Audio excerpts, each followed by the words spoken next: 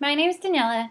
So I created a website for my project, and something on my website that I had wrote, which is the first thing when you open the link, is promoting a joyful experience for children, as well as developing an appreciation and complete understanding of the natural world. I just wanted to point that out because essentially that is how I feel about this course and what I have learned. Um, Engaging with students in a way that gets them outside, gets them thinking, gives them a new outlook, new perspectives, a diverse perspective towards the environment. And what I think is really important that we have been discussing about is what we don't see in the natural world that we can kind of discuss while we are out there.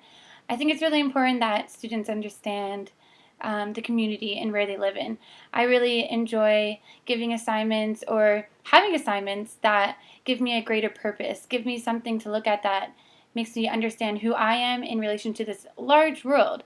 And I feel like even now at my age, I'm still struggling to figure that out. And maybe people older than me are still, but especially children are probably wondering what are they doing on this earth.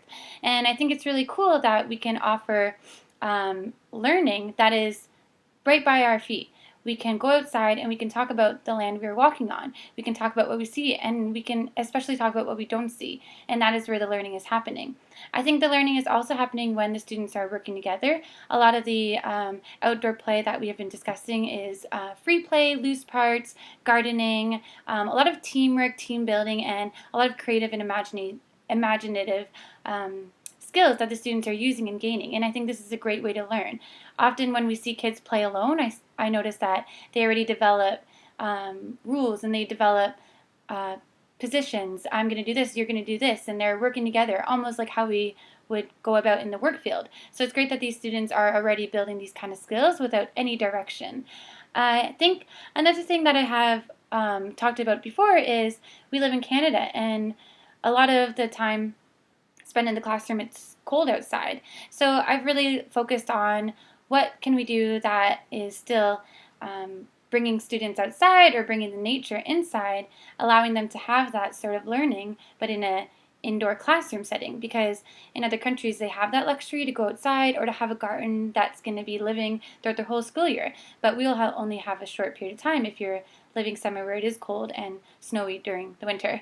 So what I did was create a website, and on my website there's different pages, and I wanted my website to be very nature oriented. I try to use all my own images, that way I didn't have to credit them, and just to make it more authentic and actual images of outside in Barrie Aurelia area. I made my website into 4 different pages. So something that I'm working on currently right now is kind of tightening my points and making those pages defined on the point of why they're separated. So right now my content is very kind of like reviews, a lot of articles and research. So that was just for me to get a base of who I wanted to reference, what kind of topics I wanted to discuss, and then I kind of started sorting them out into different themes. So the themes I was going for are organic roots of nature, tilth, perennial, I don't know if I'm saying that right, and transplanting. So all these categories are actually planting terms. So I like to have like theme-based or kind of just underlining meanings to the reasons of why I'll call something a particular name. So organic roots is, of course, organic roots. Basically, it's talking about how we understand the world, how we are connected to the world, kind of bringing it back to the roots of where this land came from and the people that have lived on it before, the history, the teaching methods that were before us, and basically the Aboriginal and First Nation roots. So tilth is about, sorry, I'm just loading up the pages here. So tilth, I have a video, loose parts. I might change it. I'm not 100% sure. So I'm still working on the fine details, but I wanted to just get the content so my peer could review something for me. Tilth is a balance of nutrients, water, and air. So that's essentially what that word means. And the balance of nutrients, water, and air, I meant for this page to be about kind of what we need to give the students so that they can go out into the natural world and build on their skills and develop skills. So how we can give them nutrients, water, and air, all the essential ingredients to kind of foster a curious, open-minded, and positive learning experience. and then perennial, the one I can't really say. Just give me a second here.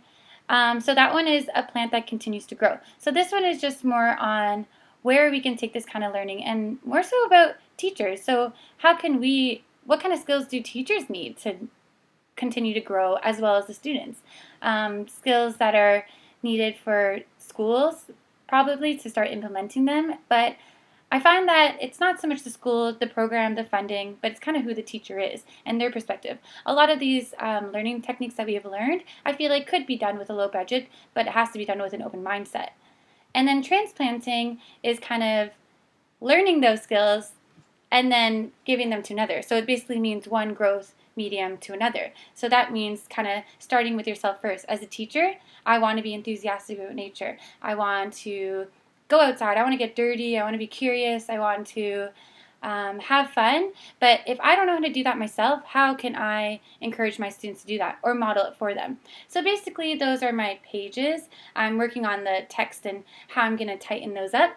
Also, I'm going to have a reference page, so that could be just additional articles or just the articles I use. I'm not sure. But on my homepage, I have just kind of like a few quotes, a little bit about me. I didn't write too much. So one of the quotes I have is, "How do we become teachers together?" I think it's really important. That we are united and we are learning together, and we're not competing with one another, but kind of sharing resources and sharing those skills that we've learned, or just sharing insights of what students had the opportunity to do or developed, and then give hope to other teachers who are a little bit shy towards the idea of learning outside. So insights and strategies in the best way to understand the natural world and teach students with an inquiry, experiential, and hands-on learning experience in nature. So that's something I had written. I also have, how do we connect with nature? Understanding the world and all its layers is the first step in connecting to nature. Digging to the roots and where it all began can help shape our perspectives in creating a complete understanding of our purpose in the natural world. So my homepage is just kind of some general insights to kind of what this website is about. I also have a link, what is nature to you? So you can click on an answer garden and you can write. So if I have viewers on my site, that is something that you can easily do, and it takes not even a second to complete. And then I also wanted to add focus on the curriculum. So I'm not sure if that's something I'm going to add if I have time to, but I want to kind of have some examples or some resources that are already created of how nature can be tied in with curriculum expectations. And to be honest, I think nature can be tied into every curriculum expectation. It just depends on the way you're looking at it and what the students are interested in. At the bottom of my website, I also have my teaching Instagram page, so you guys are welcome to click on that. I have my Twitter, my teacher Twitter account, and I also have my teacher blog that I had created in a class in Teachers College. So I like to share and connect what I've already done with any new medium that I create. So I'm going to provide the link.